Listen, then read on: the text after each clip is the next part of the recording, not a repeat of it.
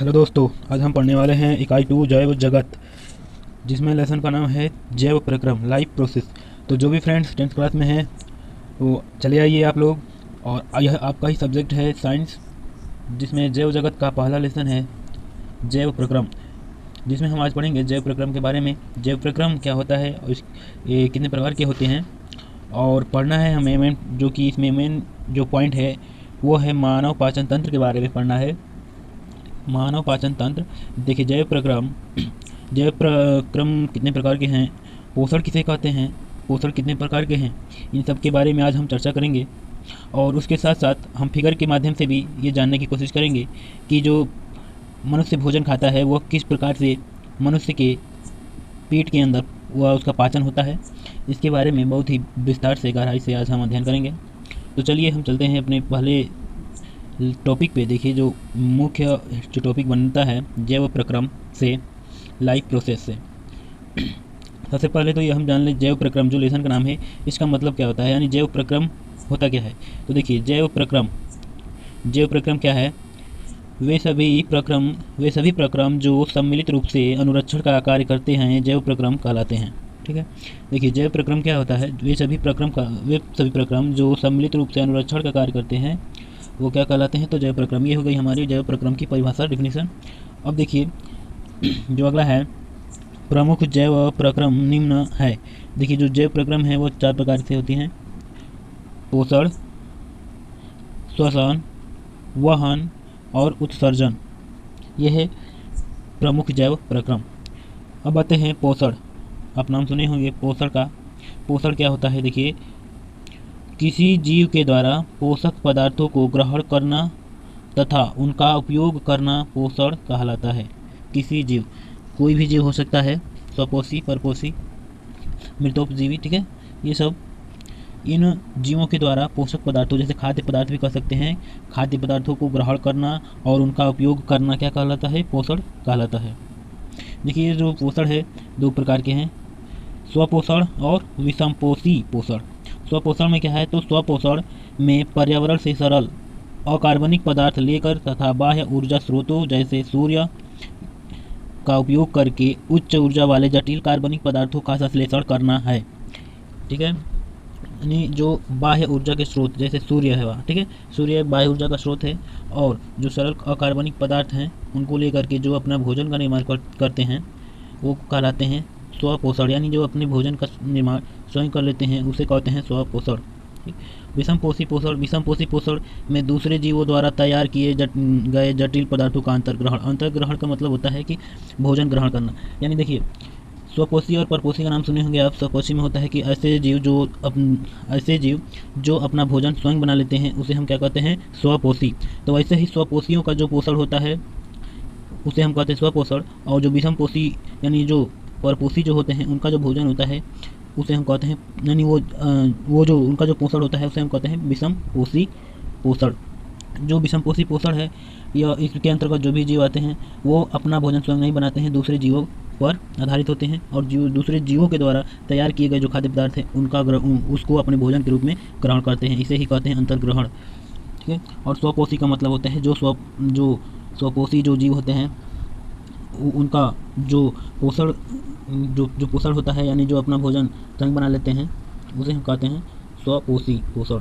ठीक है, अब देखिए इसके आगे हमें पढ़ना है, इसके बाद भी और भी टॉपिक हैं, लेकिन इससे पहले हम ये पढ़ेंगे मानव पाचन तंत्र के बारे में, यानी मनुष्य में पोषण कैसे होता है। ठीक है, यानी भोजन कैसे पचता है। चलिए आगे चलते हैं। देखिए, मनुष्य में पोषण, ये है आज का मेन टॉपिक। इसी के बारे में हमें विस्तृत रूप से अध्ययन करना है। मनुष्य में पोषण कैसे होता है। देखिए, सबसे पहले तो क्या है, इसके पाचन तंत्र के जो अंग हैं उनके बारे में जान जाएं। देखिए, ये है मनुष्य का यानी मानव का पाचन तंत्र। ये है मुंह में जो पाया जाता है जिह्वा यानी जीभ, और ये चीज़ है मुख यानी मुंह, और ये है ग्रास नली, ठीक है, ग्रास का जिसे कहते हैं, और ये है डायग्राम एक होता है, ये है अमाशय जिसमें भोजन आकर के इसमें पचता है। ठीक है, और पित्त है, भंडार जिसे कहते हैं पित्त का भंडार, रण करता है, ठीक है। जो पित्त रस का भंडारण करता है उसे कहते हैं पित्ताशय। ये पित्त रस का स्त्राव होता है इससे। और ऐसे ही छोटी छोटी आंत, बड़ी आंत और अग्न्याशय, गुद्दा द्वार, ये सब है पाचन तंत्र के अंग। अब हम चलते हैं, देखिए अब इन्हीं अंगों के द्वारा जो मनुष्य के, जो मानव के शरीर के अंदर जो भोजन जाता है, इन्हीं अंगों के द्वारा इसका भोजन का क्या होता है, तो पाचन होता है। देखिए सबसे पहले नंबर पर आता है लार ग्रंथि। लार ग्रंथि जो है लार रस को स्त्रावित करती है, यानी उसका रिसाव करती है, जो कि स्टार्च को शर्करा में बदल देता है, ठीक। जब भोजन मुंह में लिया जाता है, तो जब भोजन का पहला निवाला जो है वो जो मुंह में जाता है, तो जो लार होती है, यह लार ग्रंथि इसमें पाई जाती है। तो ये जो लार ग्रंथि जो होती है, लार रस का स्त्रावित करती है। जो स्टार्च, जो खाने में जो स्टार्च पाया जाता है, उसको शर्करा, सबसे पहले शर्करा में बदल देती है, ठीक है। दूसरे नंबर पर आता है जिह्वा, ठीक है। जिह्वा जो करती है, भोजन को लार के साथ पूरी तरह से मिलाने का कार्य करती है। देखिए जब हम भोजन मुंह में लेते हैं तो क्या करते हैं, उसे चबाते हैं। तो उसी चबाने के साथ साथ जो जिह्वा जो होती है, वो भोजन को लार के साथ क्या करती है, पूरी तरह से मिलाती है। अब मिलने के बाद, लार के साथ यह भोजन पूरी तरह से मिलने के बाद, अब क्या होता है कि ग्रासिका, यानी मुंह से यह भोजन अमाशय तक जाता है। तक किसके अंतर्गत जाता है, तो ग्रासिका के द्वारा होकर के कहाँ तक जाता है, अमाशय तक जाता है, ठीक है। उसके बाद आहार नली में भोजन की गति। अब देखिए जो आहार नली होती है उसमें भोजन की गति को क्रमाकुंचन गति के कारण होता है। यह भोजन को नियमित रूप से गति प्रदान करती है। देखिए जिस नली में, यानी ग्रसिका में जिस गति से अमाशय तक जाती है, उस गति को क्या कहते हैं, क्रमाकुंचन गति कहते हैं। चौथा है अमाशय। ग्रसिका से होते हुए क्या भोजन कहाँ जाती है, तो अमाशय में, जिसे क्या कहते हैं, तो जठर ग्रंथि भी कहते हैं। जिसे क्या कहते हैं, जठर ग्रंथि कहते हैं। देखिए भोजन अमाशय की भित्ति में उपस्थित, यानी अमाशय यानी जो जठर ग्रंथि है, उसकी भित्ति में उपस्थित जठर रस जो है, जठर रस जो होता है, यह दो प्रकार के एंजाइम का उत्पादन करता है, ठीक है। दो प्रकार के एंजाइम को उत्पन्न करता है, जो जिसमें पहला जो है HCl है और दूसरा है पेप्सिन। पेप्सिन ये दो एंजाइम का स्त्राव करता है, जो जठर रस है, ठीक है। जठर रस से दो एंजाइम प्राप्त होते हैं, और ये जो एंजाइम है, देखिए क्या करते हैं, अम्लीय माध्यम तैयार करता है। जो पहला एंजाइम है HCl हाइड्रोक्लोरिक, यह अम्लीय माध्यम तैयार करता है, जो पेप्सिन एंजाइम की क्रिया में सहायता करता है तथा बैक्टीरिया को मारता है। जो HCl एंजाइम है, यह जो पेप्सिन नामक जो दूसरा एंजाइम है, इसकी जो क्रिया है प्रोटीन का पाचन करने में सहायता करता है, और क्या करता है, यह HCl बैक्टीरिया को मारने का कार्य करता है। तो ये है अमाशय के अंदर जब भोजन जाती है, तो यह जठर रस का स्त्राव करती है, जिससे दो एंजाइम प्राप्त होते हैं, और ये एंजाइम अम्लीय माध्यम को तैयार करता है भोजन से, और पेप्सिन की क्रिया में सहायता करता है, प्रोटीन का पाचन करने में, और बैक्टीरिया को मारने में क्या करता है, सहायता करता है या मारता है, ठीक है। अगला है सी, इसी में श्लेष्मा, ठीक है। श्लेष्मा अमाशय की आंतरिक स्तर की अम्ल से रक्षा करना। ये जो श्लेष्मा है, यह अमाशय की जो आंतरिक स्तर की जो अम्ल होती है, उससे ये क्या करता है, तो रक्षा करता है आंतरिक स्तर की। अब देखिए इस चित्र में, देखिए इसे जो पाचन तंत्र है, इसका फिगर में देख लिया जाए। देखिए सबसे पहले क्या होता है कि भोजन जब हम अपने मुंह में लेते हैं, ठीक है, भोजन जब हम अपने मुंह में लेते हैं, तो ये क्या होता है, देखिए ये है मुख, ये मुख में लेते हैं, और मुख में लेने के बाद यहाँ होती है लार ग्रंथि। लार ग्रंथि जो है लार रस का स्त्राव करती है, जिसमें भोजन पूरी तरह से जिह्वा के द्वारा मिल जाता है, और मिलने के बाद यह ग्रासिका से होते हुए कहाँ जाती है, तो अमाशय में जाती है, ठीक है। अब देखिए इस अमाशय को जठर ग्रंथि कहते हैं। जठर ग्रंथि जो है, भोजन इसमें आने के बाद जठर ग्रंथि जठर रस का स्त्राव करती है, जिसमें दो एंजाइम पाए जाते हैं, HCl और पेप्सिन, ठीक है। जिसमें दो एंजाइम पाए जाते हैं, HCl और पेप्सिन, ठीक है, HCl और पेप्सिन। और ये जो HCl और पेप्सिन जो एंजाइम है, HCl जो है बैक्टीरिया को मारता है, और पेप्सिन की क्रिया में सहायता करता है। यह अम्लीय जो अम्ल जो है उसके बनने में मदद करता है, ठीक है।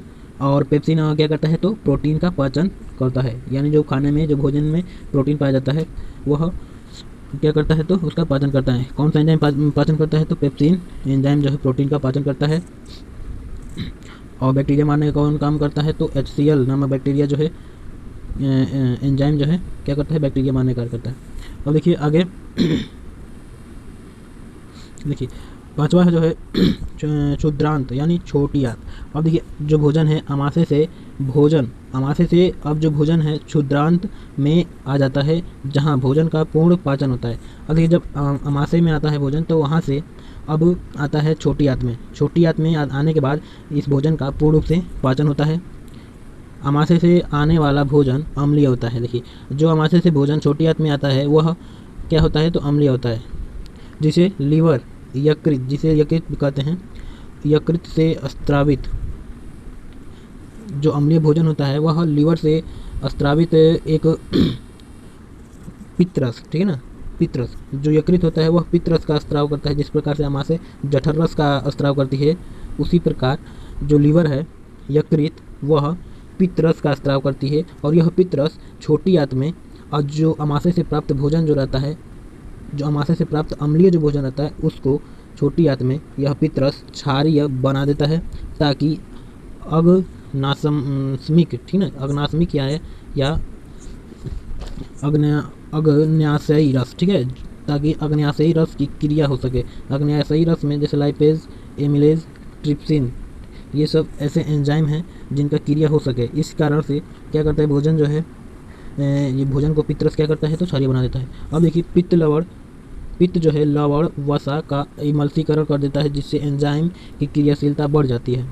इमल्सीकरण वसा का पाचन करने के लिए लाइपेज एंजाइम होता है। इस तरह क्षुद्रांत की भित्ति से स्थित ग्रंथि के द्वारा स्त्रावित जो रस होता है उसे आत्र रस कहते हैं, ठीक है।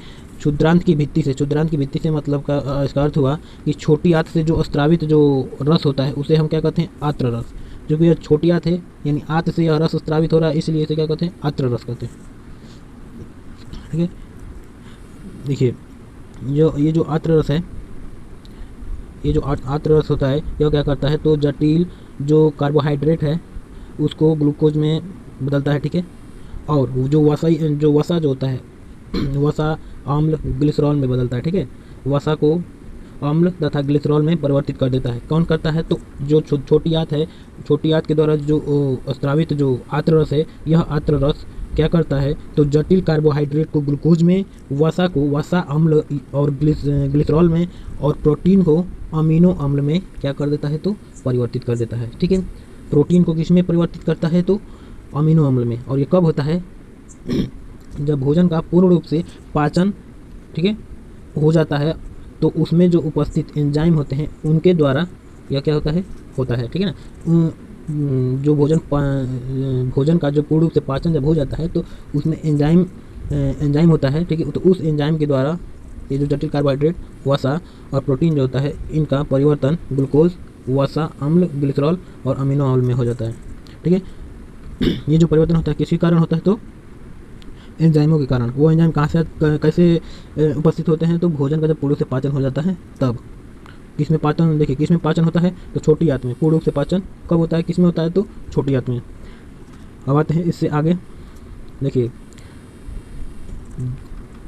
जो अगला तंत्र है दीर्घ रोम का मतलब, देखिए क्षुद्रांत के आंतरिक स्तर पर अनेक अंगुली जैसे प्रवर्धन होते हैं जिन्हें दीर्घरोम कहते हैं। दीर्घरोम का कार्य अवशोषण का सतही क्षेत्रफल बढ़ा देते हैं। और बी जो है इसमें अनेक रुधिर वाहिकाएं होती हैं जो भोजन का अवशोषित करके शरीर की प्रत्येक कोशिका तक पहुंचाने का कार्य करती है। ये इसे कहते हैं दीर्घरोम।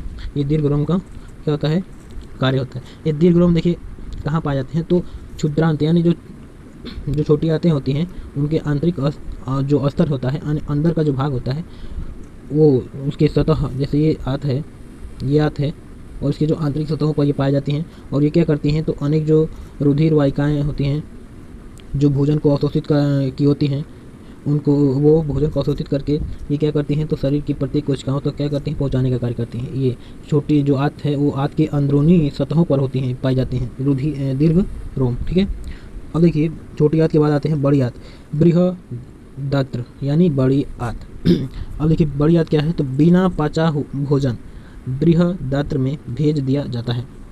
जब भोजन छोटी आंत में पच जाता है, ठीक, छोटी आंत में पचने के बाद क्या होता है कि जो आंत की अंदरूनी जो आंतरिक जो दीर्घरोम होता है उसके द्वारा तो भोजन को अवशोषित करके उसकी जो रुधिर वाहिकाएँ होती हैं वह भोजन को अवशोषित करती हैं और अवशोषित करके प्रत्येक कोशिकाओं तक ये पहुंचा देती हैं। लेकिन जो भोजन नहीं पच पाता है वह कहाँ आती हैं, बड़ी आंत में आती हैं, जिसमें स्थित असंख्य दीर्घरोम, ठीक है, जल अवशोषित करके अन्य पदार्थ गुर्दा के द्वारा शरीर से बाहर कर दिए जाते हैं। और देखिए जो भोजन नहीं पच पाता है उन्हें बड़ी वह सभी बड़ी आंत में आती हैं और बड़ी आंत में आकर क्या हो जाती हैं, स्थित होती हैं। और इस बड़ी आंत में स्थित पहले से स्थित असंख्य दीर्घरोम के द्वारा जल अवशोषित किया हुआ रहता है पहले से, और जल अवशोषित करके अन्य पदार्थ को गुदा द्वारा शरीर से बाहर कर दिया जाता है। ये देखिए कैसे किया जाता है। पाचन ग्रंथि के नाम उसके स्त्राव, एंजाइम क्रियाधारों के नाम उत्पाद एवं कार्य। अब देखिए ये जो है कैसे किया जाता है बड़ी आंत के द्वारा, ये हम चित्र के द्वारा समझ लें। देखिए ये देखिए ये है, इसमें क्या है, देखिए जब भोजन अमाशय में आता है, ग्रासिका से होते हुए अमाशय में आता है। अमाशय में आने के बाद क्या होता है कि ये अमाशय क्या होता है कि जठर ग्रंथि होता है। जठर ग्रंथि जठर रस का स्त्राव करती है, जिसमें जो 2 एंजाइम पाए जाते हैं, एक HCl होता है और एक क्या होता है तो पेप्सिन होता है। एक क्या होता है, पेप्सिन। ये क्या करते हैं, देखिए अभी बताया ना, पेप्सिन क्या करता है, प्रोटीन का पाचन करता है। कि क्या करता है तो प्रोटीन का पाचन करता है, और HCl क्या करता है, बैक्टीरिया को मारता है और अम्लीय भोजन को अम्लीय बनाता है, ठीक है। और क्या करता है, बैक्टीरिया को मारता है और ये प्रोटीन की क्रिया करने में सहायता करता है, ठीक। देखिए अमाशय में भोजन जब आता है तो वो भोजन क्या हो जाता है, अम्लीय हो जाता है। किस एंजाइम के कारण, HCl एंजाइम के कारण, यानी हाइड्रोक्लोरिक अम्ल के कारण। अब यह भोजन अमाशय से कहाँ आता है तो क्षुद्रांत यानी छोटी आंत में आता है। कहाँ आता है, छोटी आंत में, ठीक है। इसमें छोटी आंत में आता है तो देखिए ये जो छोटी आंत में जब आता है तो इसमें आने के बाद लीवर के द्वारा, लीवर कहाँ है हमारा, ये रहा, ठीक। लीवर के द्वारा एक पित्तरस का क्या होता है, स्त्राव होता है। यह पित्तरस क्या करता है, अमाशय से प्राप्त अम्लीय भोजन को क्षारीय बना देता है, ठीक है। क्षारीय बनाने के बाद, क्षारीय बना देने से क्या होता है, ये जो छोटी आंत में हमारा भोजन होता है वह क्षारीय हो जाता है, ठीक है। अब देखिए यह जो छोटी आंत है ये क्या करता है, यह भी एक रस का स्त्राव करता है जिसे कहते हैं आर्द्र रस। यह आर्द्र रस भोजन में प्राप्त कार्बोहाइड्रेट्स, ठीक है, कार्बोहाइड्रेट्स, ये भोजन में प्राप्त कार्बोहाइड्रेट्स, ठीक है, ये कार्बोहाइड्रेट्स और प्रोटीन का कार्बोहाइड्रेट्स, ठीक है, कार्बोहाइड्रेट को ग्लूकोज में, प्रोटीन को, देखिए प्रोटीन का पाचन करता है, ठीक है, और प्रोटीन को एमिनो अम्ल में परिवर्तित कर देता है, ठीक है, और वसा को वसा में और किस में परिवर्तित करता है तो ग्लिसरॉल में। कौन करता है तो छोटी आंत, ठीक है। अब देखिए छोटी आंत में क्या होता है कि उसके आंतरिक सतहों पे क्या होता है, दीर्घरोम पाए जाते हैं। यह दीर्घरोम भोजन से प्राप्त जो प्रोटीन है या और भी जो कार्बोहाइड्रेट्स है, ठीक है, ग्लिसरॉल, एमिनो अम्ल, ये सब इन सब को अनेक कोशिकाओं तक पहुंचाने का कार्य करती है, ठीक है। अब इसके बाद जो भोजन पच नहीं पाता है, जिसका पाचन नहीं हो पाता है, वो भोजन कहाँ आकर इकट्ठा होता है तो बड़ी आंत में, इसमें, ठीक है। इस बड़ी आंत में आने के बाद जिसमें कि अनेक असंख्य दीर्घरोम होते हैं, और इस असंख्य दीर्घरोम के द्वारा यह जो बिना पचा हुआ भोजन जो होता है, यानी जो पच नहीं पाता है, यह इस गुर्दा के द्वारा बाहर निकाल दिया जाता है। तो इस प्रकार से मानव पाचन तंत्र के द्वारा जो मानव शरीर के अंदर जो पाचन की क्रिया जो है इस प्रकार से संपन्न होती है, ठीक है फ्रेंड्स। तो आज के लिए बस इतना ही। अगर यह वीडियो अच्छा लगा हो तो इस वीडियो को लाइक करें, अपने दोस्तों को शेयर करें और कमेंट करना ना भूलें, ठीक है। फिर मिलेंगे हम अपने अगले वीडियो में इससे आगे बहुविकल्पीय प्रश्नों के साथ, जो कि 1 नंबर का एक प्रश्न होगा। और प्रत्येक हर साल जो हाई स्कूल का जो 10th क्लास का एग्ज़ाम होता है उसमें एक प्रश्न करके 3 खंड में लगभग 4 प्रश्न, 3 भागों में 12 प्रश्न पूछे जाते हैं 1 नंबर के, और 2 नंबर का प्रश्न पूछा जाता है, 9 प्रश्न पूछा जाता है 3 खंड में करके, यानी टोटल अगर नंबर जोड़ लें तो लगभग 30 नंबर का प्रश्न पूछा जाता है, 1 और 2 नंबर का प्रश्न ऐसे बना करके। तो बहुविकल्पीय जो प्रश्न होते हैं वो 1 नंबर के होते हैं, और उससे जो थोड़ा बड़ा प्रश्न जो होता है, जो 1 लाइन का उसका आंसर होता है, तो वैसे प्रश्न 2 नंबर के पूछे जाते हैं। तो इस ऐसे प्रश्नों को हम अगले वीडियो में इसे सॉल्व करेंगे और पढ़ेंगे। ठीक है फ्रेंड्स, तो अब मिलेंगे अपने अगले वीडियो में।